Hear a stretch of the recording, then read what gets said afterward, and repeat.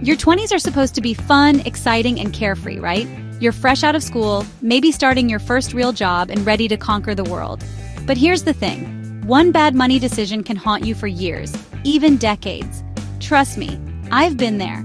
I remember when I first started out, I made some pretty big financial mistakes. I thought I had all the time in the world to save for retirement, so I spent most of my money on things I thought I needed. A fancy car, designer clothes, you name it. But then I realized something. Those things don't actually make you happy. What does make you happy is financial freedom. And the sooner you start making smart money moves, the sooner you can achieve it. Avoiding these money mistakes early can save you tens of thousands of dollars later, or even more. So today, I'm going to show you the top 10 money mistakes people make in their 20s, and more importantly, exactly how to avoid them. Let's jump right in.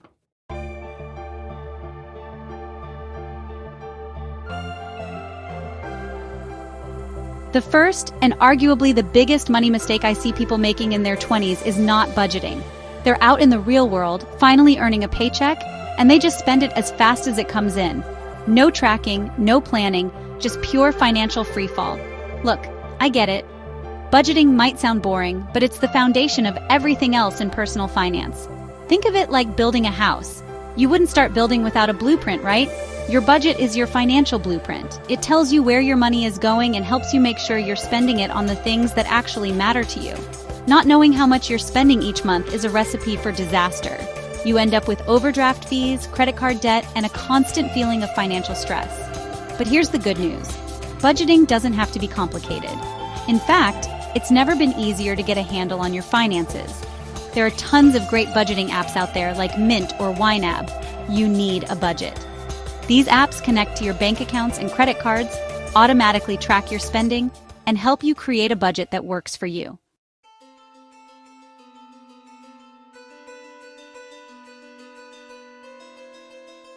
Now, I know what you might be thinking. Graham, budgeting sounds restrictive. I don't want to track every penny I spend. And you know what? You don't have to. The goal of budgeting isn't to restrict you, it's to empower you. When you budget, you're not just tracking your spending, you're making conscious decisions about where you want your money to go. You're saying, I'm choosing to spend my money on these things because they're important to me. Maybe you want to travel more, save for a down payment on a house, or finally pay off that student loan debt. Whatever your goals are, budgeting can help you get there faster. By tracking your income and expenses, you can identify areas where you might be overspending and find opportunities to save more money. Trust me, you'll be surprised how much money you can free up each month just by being more mindful of your spending habits.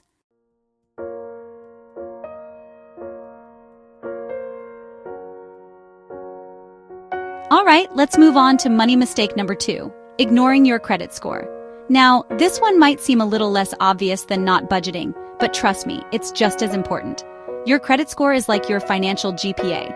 It's a 3-digit number that tells lenders how risky it is to lend you money. A higher credit score means you're considered less risky, which means you'll qualify for lower interest rates on loans, credit cards, and even things like car insurance. On the other hand, a low credit score can cost you thousands of dollars in higher interest payments over your lifetime. And it's not just about getting approved for loans. Landlords often check credit scores before approving rental applications. Even potential employers might take a peek at your credit history to get a sense of your financial responsibility. So, what can you do to build good credit? Well, the first step is to know your score. You can check your credit report for free once a year from each of the 3 major credit bureaus: Experian, Equifax, and TransUnion.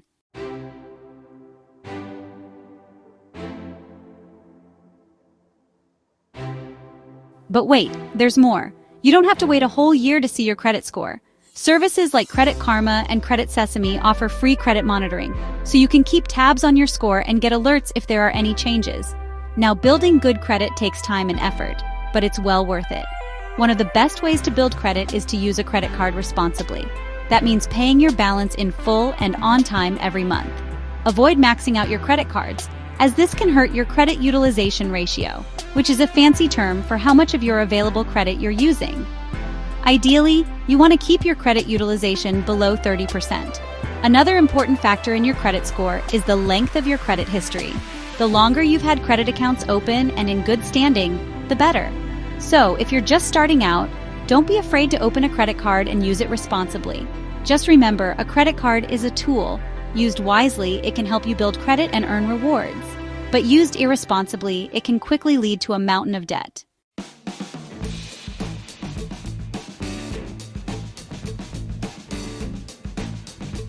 All right, let's talk about lifestyle inflation. This one is a silent killer of your financial goals, and it's something I see a lot of people in their 20s fall victim to. You land your first real job, you're making more money than you ever have before, and suddenly it feels like you have all the money in the world. You start eating out more, buying nicer clothes, maybe even thinking about upgrading your apartment. And hey, I get it. You've worked hard and you deserve to enjoy some of that hard-earned cash. But here's the thing. Lifestyle inflation is sneaky. It slowly creeps up on you, and before you know it, you're earning more than ever but feeling just as broke as you were before. Each raise or bonus you get just gets absorbed by your increasingly expensive lifestyle. You're stuck in this endless cycle of working more and spending more without actually making any real progress towards your long-term financial goals. So how do you avoid this trap? That's what we're going to talk about next.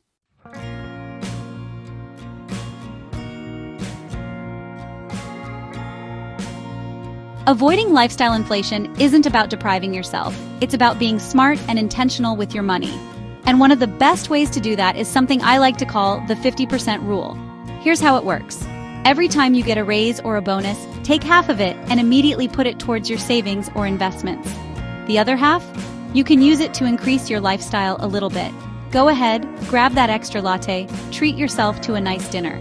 But by saving half of every raise, you're ensuring that you're consistently growing your wealth, even as your income increases. You're breaking free from that cycle of lifestyle inflation and setting yourself up for long-term financial success. Trust me, your future self will thank you for it. Remember, building wealth isn't just about how much money you make. It's about how much you keep and how you put it to work for you.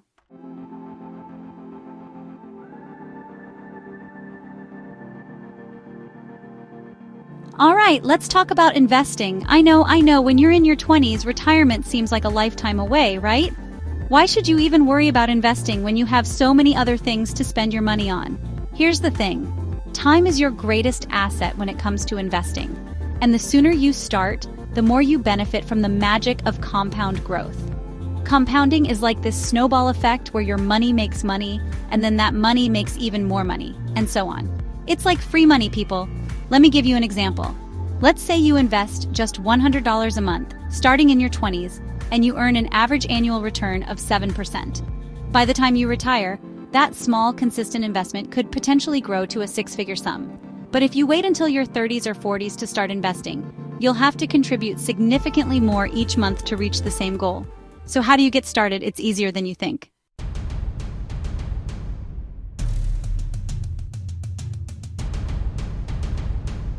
The good news is, you don't need to be a financial expert or have a ton of money to start investing. One of the easiest and most effective ways to get started is by investing in low-cost index funds, or ETFs. These funds allow you to invest in a diversified portfolio of stocks or bonds, spreading your risk and potentially maximizing your returns over the long term. Think of it like this. Instead of trying to pick individual stocks, which can be risky, you're investing in the entire stock market. Platforms like Vanguard, Fidelity, and Schwab make it incredibly easy to open an account and start investing in index funds with just a few clicks. And remember, you don't need to invest a huge amount to get started. Even small, consistent contributions can add up to significant wealth over time, thanks to the power of compounding. So what are you waiting for? Start investing today.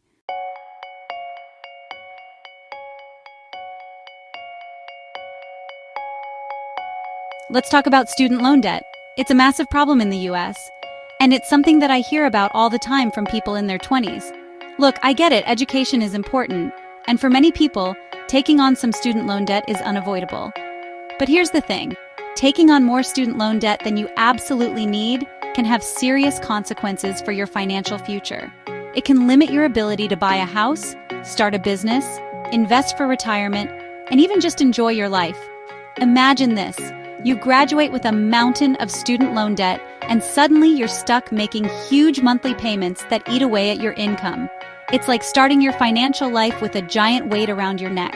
You're forced to delay your dreams and make sacrifices because you're trapped under the weight of all that debt. So, how do you avoid this trap? Let's discuss some strategies.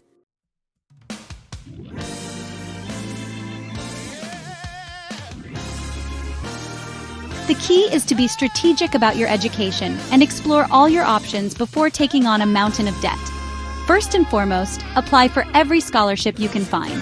There are literally thousands of scholarships out there, many of them with very specific criteria. You never know what you might qualify for, so put in the effort and apply. Second, consider starting at a community college for your first 2 years. Community colleges offer a much more affordable way to complete your general education requirements before transferring to a 4-year university. This can save you thousands of dollars in tuition and fees. And finally, don't be afraid to choose a practical and in-demand major. While it's important to pursue your passions, it's also important to be realistic about your future earning potential. Choosing a major that is in high demand can increase your chances of landing a well-paying job after graduation, making it easier to manage any student loan debt you may have. Remember, your education is an investment in your future, but it shouldn't come at the cost of your financial well-being.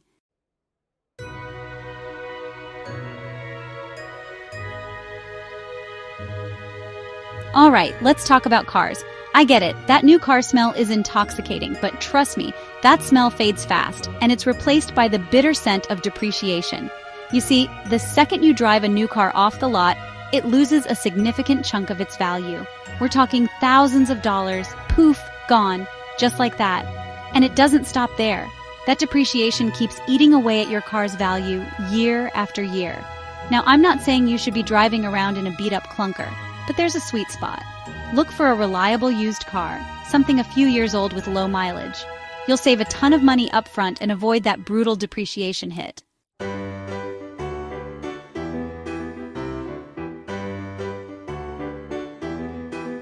Think about it, that difference in price between a new car and a reliable used car, that's money you can put to work for you.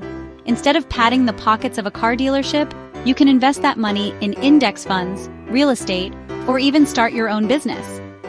That's the power of compound interest, my friends. Money you invest today has the potential to grow exponentially over time. So, be smart, be strategic, and don't fall into the trap of overspending on a car.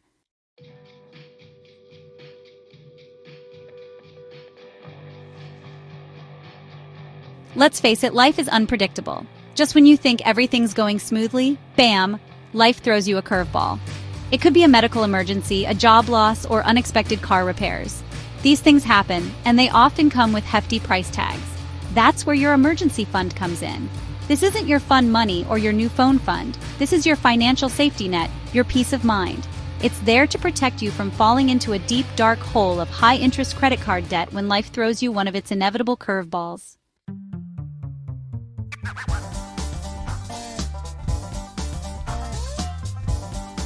So, how much should you have in your emergency fund? A good rule of thumb is to aim for 3 to 6 months' worth of living expenses. That means if you spend $3,000 a month on rent, bills, and groceries, you want to have between $9,000 and $18,000 saved up. Now, I know that might seem like a lot, especially when you're just starting out. But remember, this is a marathon, not a sprint. Start small, even if it's just $50 or $100 a month, and gradually increase your contributions over time. You'll be surprised how quickly it adds up.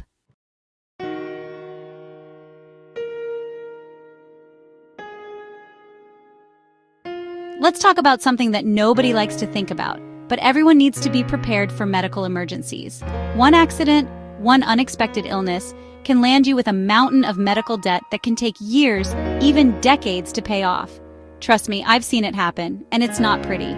It's one of the leading causes of bankruptcy in the United States, and it can absolutely cripple your finances. Section 2. Get covered, stay covered.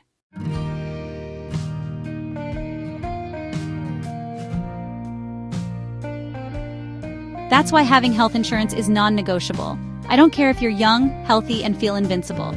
Life has a way of humbling us, and it's always better to be safe than sorry. Now, I know what you're thinking. Health insurance is expensive. And you're right, it can be. But there are options out there, even if you're on a tight budget. Look into marketplace plans, employer-sponsored plans, or even catastrophic coverage. The point is, get covered and stay covered. It could literally save you from financial ruin.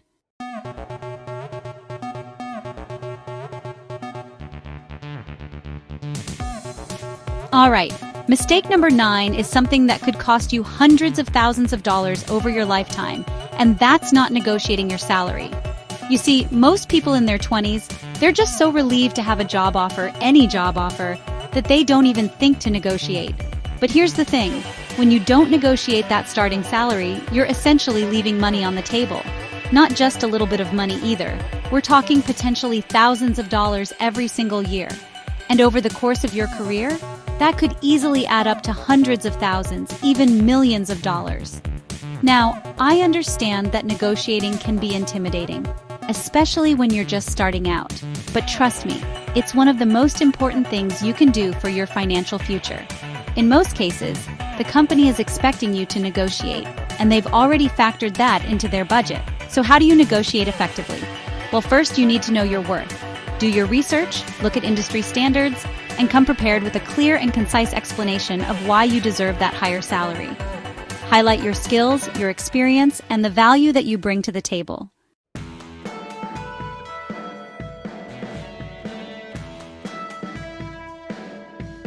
Remember, this isn't just about the initial salary, it also impacts your future raises and bonuses.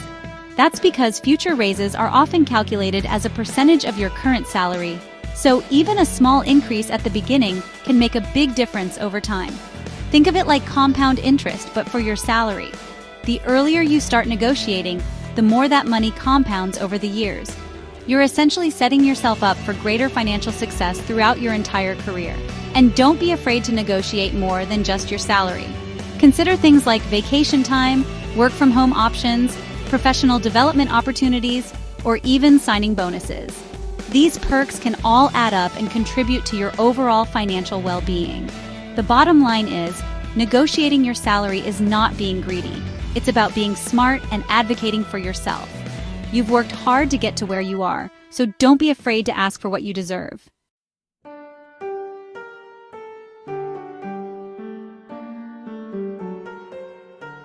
And finally, mistake number 10 is one that's easy to fall into, especially in the age of social media, trying to keep up with your friends' lifestyles. It's easy to scroll through Instagram and see your friends going on fancy vacations, eating at expensive restaurants, and buying the latest gadgets.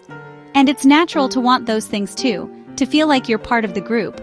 But the truth is, most people only showcase the highlights of their lives online. What you don't see are the credit card bills, the student loan debt, and the financial stress that often comes with trying to live beyond your means. The problem with keeping up with the Joneses, or in this case the Instagrams, is that it can lead to a never-ending cycle of spending and debt.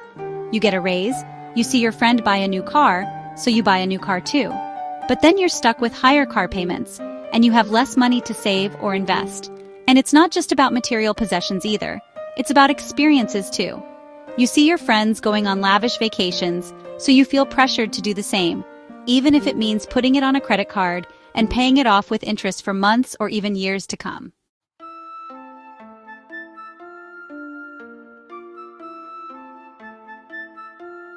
The key is to remember that your financial journey is your own. Just because your friends are making certain financial decisions doesn't mean you have to as well. It's perfectly okay to live a more modest lifestyle, especially in your 20s when you're just starting out and building your financial foundation.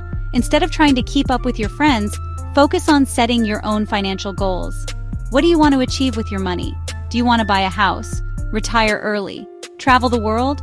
Once you have a clear vision for your future, it becomes much easier to resist the temptation to overspend and keep up with the Joneses. Remember, true wealth isn't about how much you spend, it's about how much you keep. And the more you can save and invest in your 20s, the more financial freedom and security you'll have later on in life. So don't be afraid to be different. Don't be afraid to say no to expensive outings or to resist the urge to buy things you don't need. Focus on building a solid financial future for yourself and let your friends worry about their own finances.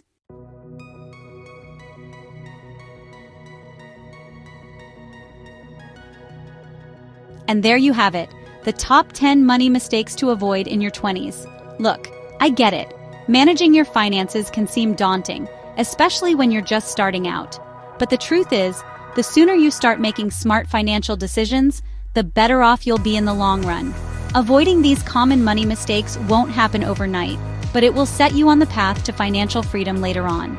Remember, the power of compound interest is on your side. The earlier you start investing, even if it's just a small amount, the more time your money has to grow.